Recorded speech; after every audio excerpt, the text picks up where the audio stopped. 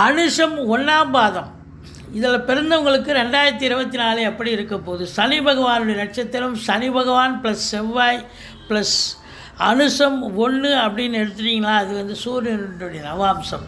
அப்போ பார்த்திங்கன்னா அரசியல் பிரமுகர்களுக்கு ஒரு பொற்காலம். சினிமா, பத்திரிகை, மீடியா, அதையும் தாண்டி இந்த தொழில்நுட்பத்துறை, கேட்ரிங் துறை, கல்வித்துறையில் இருக்கும் அன்பர்களுக்கும் சிறப்பான ஒரு ஆண்டு.